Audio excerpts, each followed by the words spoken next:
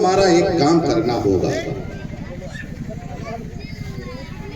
तो उस आदमी ने कहा कि बताइए गुरुवर क्या हमें काम करना है। तो तथागत गौतम बुद्ध ने अपनी झोली और पोटली से एक चमकीला सा पत्थर निकाला और वो पत्थर उस आदमी को दे दिया और कहा कि ये पत्थर ले जाओ, बाजार में इस पत्थर की कीमत लगवा के आओ, लेकिन याद रखना इस पत्थर को बेचना नहीं है आपको। तो कहा बस इतना ही काम है। कहा ठीक है हम जा रहे हैं, अभी बता रहे हैं, लेकिन हमको आज बता दो हमारी जिंदगी की कीमत क्या है।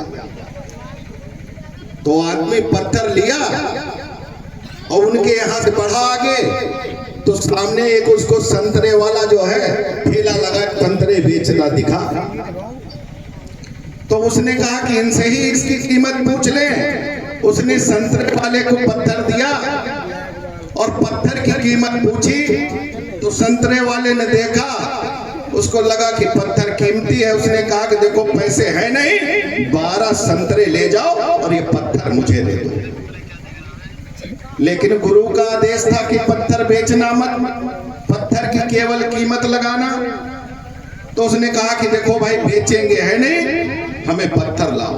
वो आदमी पत्थर लेकर के थोड़ा और आगे बढ़ा, तो सामने एक आलू वाला विक्रेता आलू बेच रहा था। उसने आलू वाले विक्रेता को पत्थर दिखाया, पत्थर की कीमत पूछी। तो आलू वाले विक्रेता को भी लगा कि ये पत्थर कीमती है। उसने कहा कि पैसे नहीं है, एक बोरी आलू ले जाओ और ये पत्थर मुझे दे दो। लेकिन तब भी उस आदमी ने कहा कि हमें पत्थर नहीं बेचना है। पत्थर लिया और आगे बढ़ा, तो सामने एक सुनार की दुकान दिख गई। वो आदमी सुनार के पास गया, सुनार को पत्थर दिखाया, पत्थर की कीमत पूछी।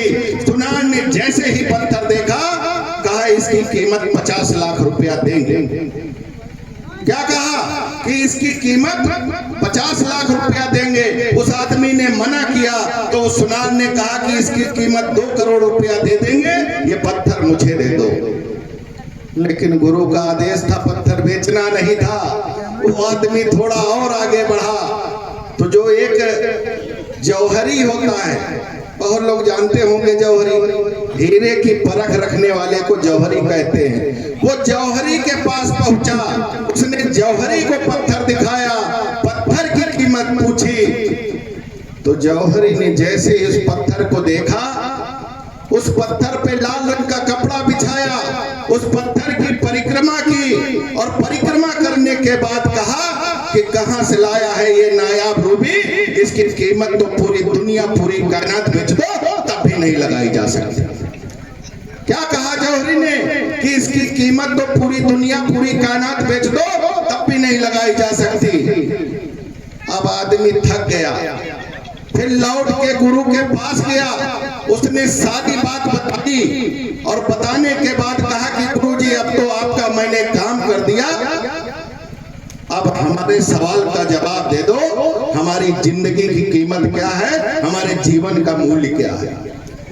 तो गुरु तथागत गौतम बुद्ध ने क्या कहा उस आदमी से, कहा कि तेरे सवाल का जवाब तो तुझे मिल गया है, तेरे जीवन का मूल्य तेरी सोच पर निर्भर है। तो चाहे इसको 12 संतरे में बेच दे, चाहे 1 बोरी आलू में बेच दे, चाहे इसको 2 करोड़ में बेच दे, ये तो बेशकीमती है यार, इसकी कोई कीमत नहीं लगाई जा सकती।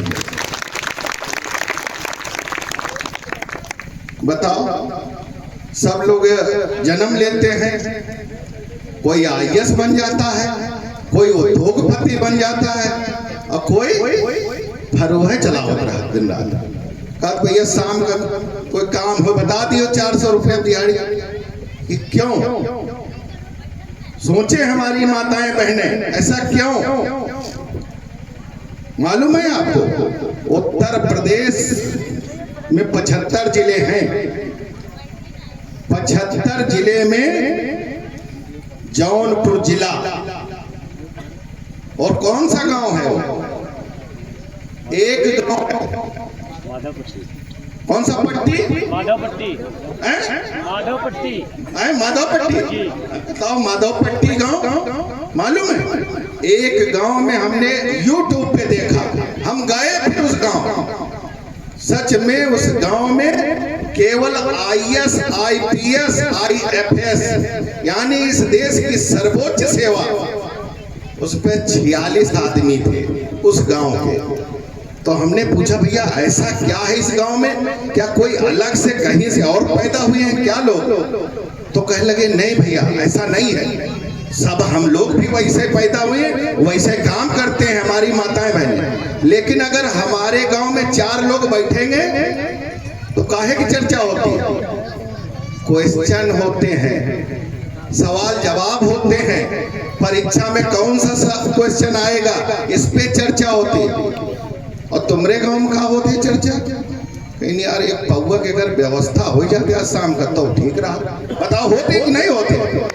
एक गांव में 46 IAS, अब बाबू, अब बड़े बाबू, अब इंजीनियर, अब CO, इनकी कोई गिनती नहीं है। एक परिवार में 12 लोग IPS IAS। धन्य हो ऐसा गांव माधवपट्टी गांव है। वो गांव ऐसा नहीं है माधवपट्टी हो सकता है, वो गांव अगर आप प्रण करके जाओगे, इस बुद्ध कथा से आप ले करके जाओगे, हमारी माताएं बहनें तय करके जाएंगी, तो सिकंदरपुर में भी जो है सैकड़ों जो है IAS और IPS बन करके पैदा होंगे। बातें बहुत ज्यादा हो गई, तो ये तो बहुत लंबा भाषण नेतागिरी करे लगे। सबका साधुवाद और हृदय की गहराइयों से फिर से आयोजक कमेटी को धन्यवाद करूंगा। अगर हमारे मुखार बिंदु से कोई गलत बात निकल गई हो तो हाथ जोड़ करके क्षमा प्रार्थी हैं भैया, आगे न मिल हो पता लगे हम तो डरपोक आदमी हैं। सबको जय भीम, जय भारत। न होता है।